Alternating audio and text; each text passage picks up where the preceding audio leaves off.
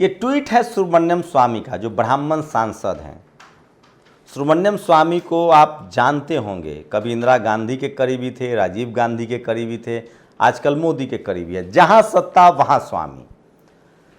स्वामी का अब कार्यकाल खत्म हो रहा है राज्यसभा का, उनका घर अब छीनने जाने वाला है। स्वामी प्रधानमंत्री अमित शाह और मोदी पर गंभीर आरोप लगा रहे हैं। उनका कहना है कि स्वामी का कहना है कि अमित शाह और मोदी मेरी हत्या करा सकते हैं हरेन पंड्या की तरह। नमस्कार, मैं शंभू कुमार सिंह और आप देख रहे हैं नेशनल दस्तक। क्या स्वामी के जांच एजेंसी ने साबित कर दिया कि हरेन पंड्या के हाथ में मोदी और अमित शाह का हाथ है? और आखिर इतना गंभीर आरोप इस देश के गृह मंत्री और प्रधानमंत्री पर कोई सांसद लगा रहा है जो उसी पार्टी का सांसद था, इसकी जांच नहीं होनी चाहिए?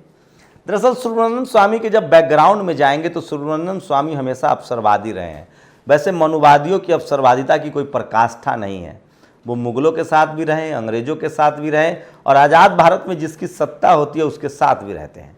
ये सुब्रमण्यम स्वामी है जो सबसे ज़्यादा डीएमके और स्टालिन की आलोचना करते हैं। और अब इनसे एक पिछड़ा पर, क्या सुब्रमण्यम स्वामी को एक पिछड़ा प्रधानमंत्री नहीं पच रहा है? क्या एक वैश्य समाज का गृह मंत्री नहीं पच रहा है? क्या इनके दिमाग पर अभी भी ये हावी है? चूंकि ये ब्राह्मण समाज से हैं तो ये सबसे ज़्यादा ज्ञानी हैं, होशियार हैं। और सवाल है कि इस देश के प्रधानमंत्री पर आरोप लगाना, हत्या जैसे गंभीर आरोप, संगीन आरोप लगाना, क्या इसकी जांच नहीं होनी चाहिए? मुझे लगता है दोनों स्थिति में जांच होनी चाहिए। लेकिन मैं इनकी फ्रस्ट्रेशन की वजह बता दूं। सुब्रमण्यम स्वामी तब तक चुप थे जब तक ये मलाई खा रहे थे। मोदी जी के साथ आए, इनको मोदी जी ने राज्यसभा में भेजा, घर मिला, लेकिन ये फाइनेंस मिनिस्टर बनना चाहते थे, मोदी जी ने नहीं बनाया। तब से इनका फ्रस्ट्रेशन बाहर आ रहा है। वैसे भी ये मिसगाइडेड मिसाइल माने जाते हैं, लेकिन इस बार जो इन्होंने आरोप लगाया है वो बहुत ही गंभीर है, जघन्य है। ये कह रहे हैं कि मेरी भी क्या अमित शाह और मोदी हरेन पंड्या वाली हालत तो नहीं करने वाले हैं? क्या मेरी हत्या कराने की कोशिश तो नहीं है? ये सबसे बड़ा गंभीर सवाल है। क्या प्रधानमंत्री ऑफिस को इसका जवाब नहीं देना चाहिए? क्या मीडिया में ये खबर नहीं चलनी चाहिए? और सवाल है, अब दिलीप मंडल का कहना है कि ये फ्रस्ट्रेशन है सुब्रमण्यम स्वामी का, चूँकि उनका टर्म खत्म हो रहा है, अब घर छीना जाएगा, तो वो पिछड़े प्रधानमंत्री को बेइज्जत कर रहे हैं, गंभीर आरोप लगा रहे हैं, अमित शाह को बेइज्जत कर रहे हैं, आरोप लगा रहे हैं।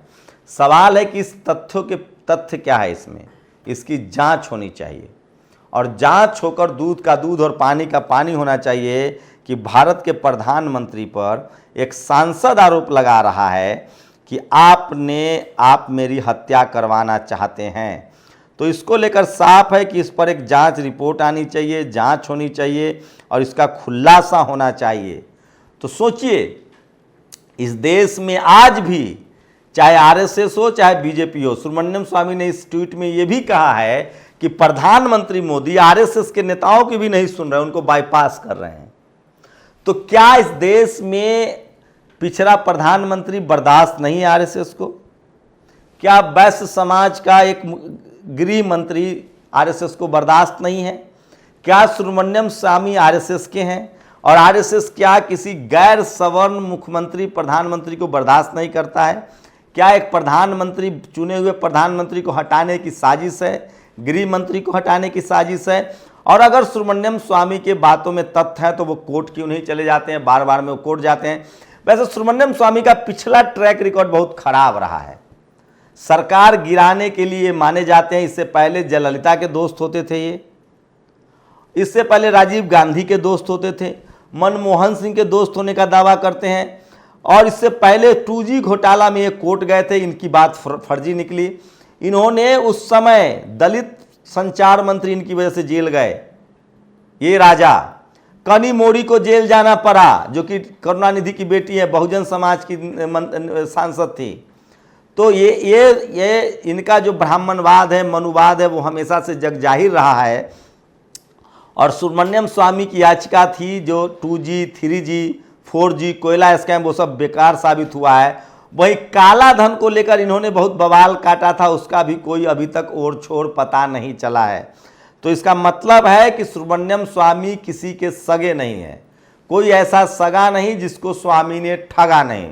तो स्वामी की बातों से लगता है कि बेवजह है, बेबुनियाद है, लेकिन लाखों करोड़ों उनके फॉलोअर हैं, लोग उनको जानते हैं। इसलिए सुब्रमण्यम स्वामी का ये आरोप है, दिलीप मंडल ने एक झटके में खारिज किया और कहा है कि दरअसल इनका कार्यकाल पूरा हो रहा है, मोदी जी भाव नहीं दे रहे हैं, सिट नहीं कर रहे हैं, घर छिना जा रहा है, इसलिए अनर्गल आरोप लगा। लेकिन सोचिए, हत्या जैसा गंभीर आरोप लगाना प्रधानमंत्री और गृह मंत्री पर, इसकी जांच नहीं होनी चाहिए।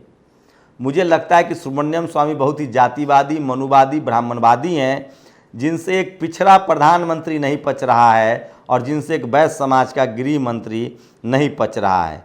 तो सोशल मीडिया पर ये सबसे ज़्यादा वायरल खबर है जो आज वीडियो वायरल है, और मैं इसलिए कह रहा हूँ कि सोशल मीडिया ही सच्चा मीडिया है, सोशल मीडिया ही बहुजन मीडिया है। आप लोग अपनी प्रतिक्रिया दीजिए कि क्या सुब्रमण्यम स्वामी के आरोपों में दम है, या अब आरएसएस प्रधानमंत्री से नाराज होने लगा है?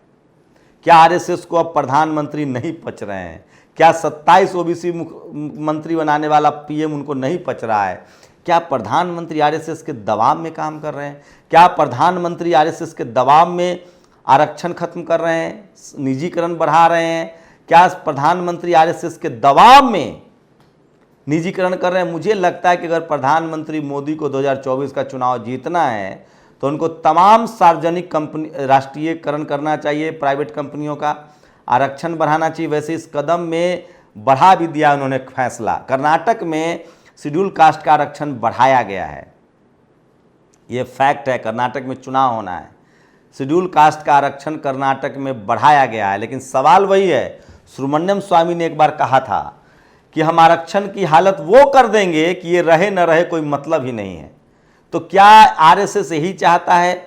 सवाल वही है मेरा कि क्या सुब्रमण्यम स्वामी आरएसएस के एजेंट हैं और वो आरएसएस के इशारे पर प्रधानमंत्री नरेंद्र मोदी को बदनाम कर रहे हैं?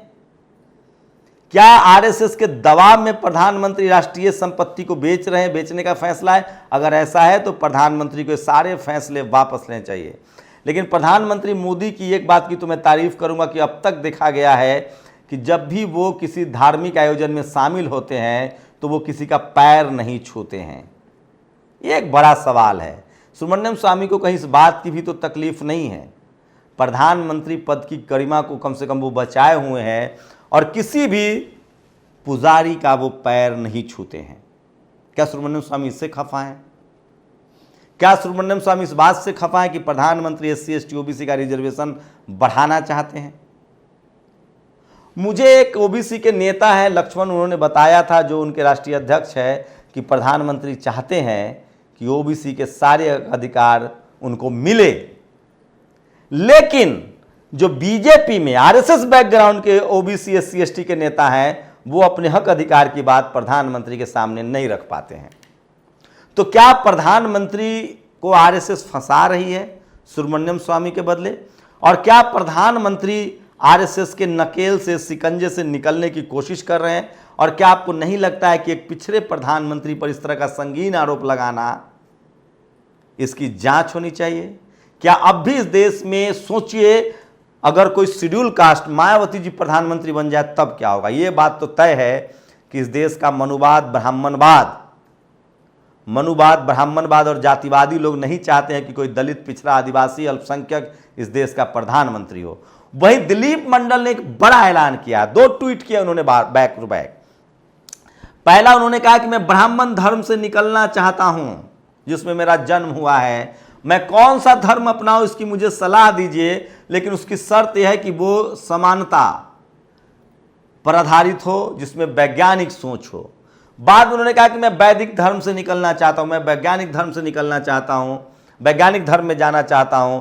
लोग उनको सुझाव दे रहा है कि बुद्ध के धम्म की तरफ चलिए, जिस बुद्ध ने कहा था कि कोई ईश्वर नहीं है, कोई भगवान नहीं है। और इसी कड़ी में वीडियो देख लीजिए जहां मुंबई में भंते सुमित रतन के नेतृत्व में बहुजनों ने धम्म अपनाया और बाबा साहब की 22 प्रतिज्ञाओं को दोहराया है। पूरे वीडियो पर आप लोग अपनी प्रतिक्रिया जरूर दीजिए। शुक्रिया। नेशनल दस्तक की आपसे गुजारिश है कि अगर इसको बचाना चाहते हैं तो नेशनल दस्तक को सब्सक्राइब करने के लिए रेड कलर के सब्सक्राइब बटन को दबाएं, फिर बेल आइकन की घंटी दबाएं। नेशनल दस्तक को बचाने के लिए बहुत जरूरी है कि हर खबर को शेयर करें, लाइक करें, कमेंट जरूर करें।